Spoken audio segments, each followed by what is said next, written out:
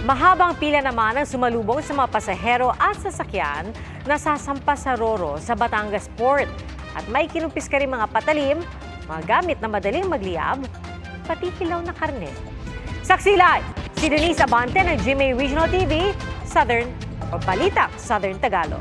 Denise? Pia, mag-aalas 8 na ng gabi kanina at hanggang sa mga oras na ito, tuloy-tuloy pa rin ang pagdating ng mga pasaherong magtatawid dagat dito sa Batangas Port. Kasabay nga ng buhos ng mga pasahero kanina, nagsagawa ng inspeksyon ng PNP Calabarzon sa loob at labas ng pantalan. Magtatalaga rin sila ng assistance desks dito sa Batangas Port.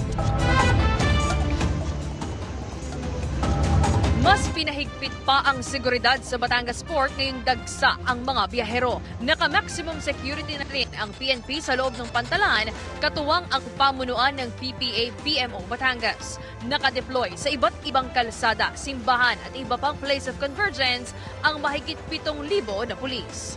Generally peaceful. Wala namang mga major incidents na nangyari.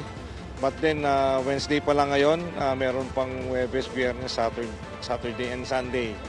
So, ang inyong kapulisan dito sa Southern Luzon, particularly dito sa Police Regional Office 4A ng Calabarzon, maximize yung police presence or police visibility. Sa mga tourist destination, and na-identify na rin natin yung mga simbahan na pinupuntahan ng mga kababayan natin pagdating ng Semana Santa.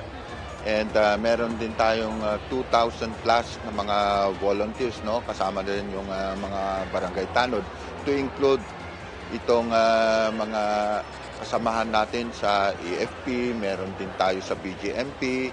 Mahaba ang pila ng mga sasakyang sasampa sa Roro sa labas ng Batangas Port kaninang umaga. Pila rin ang mga pasahero pagpasok sa Passenger Terminal Building.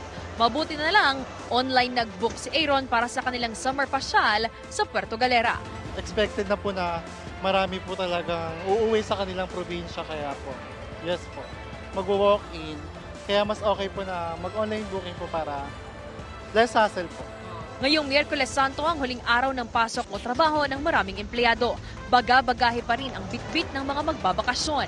Pero si Francis, natuto na raw sa mga nagdaang biyahe niya. Kaya isang backpack lang ang dala niya, Papinamalayan, Oriental, Mindoro. Merong ganun, na sumasabit yung nalalaglag, ganun. Mula nitong linggo ng Palaspas hanggang Martes Santo, pumalo sa mahigit 31,000 na mga nagtawid dagat ayon sa PBA. Ayon sa PPA Batangas, may biyahe pa rin ang mga barko hanggang sa Biyernes Santo. Magkipag-cooperate tayo doon sa security measures na pinatutupad para po sa ating pong seguridad, kaligtasan.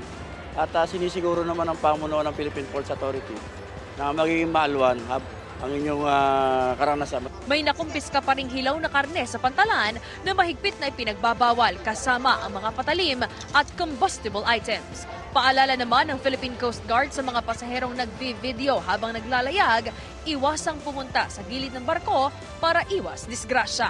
Sabihan na rin po namin yung mga crew na bantayan po yung kanilang mga pasahero na mag-ikot. Pia, ayon sa Philippine Coast Guard, as of 6 p.m. kanina, mahigit 31,000 outbound passengers na, habang 21,800 passengers na dito sa Batangas Port. Bukas hanggang sa mga susunod na araw, inaasahan pa ang pagdagsa ng mga pasahero dito sa pantalan. At live mula rito sa Batangas Port para sa GMA Integrated News, ako si Denise Abante ng GMA Regional TV, Balitang Southern Tagalog, ang inyong saksi.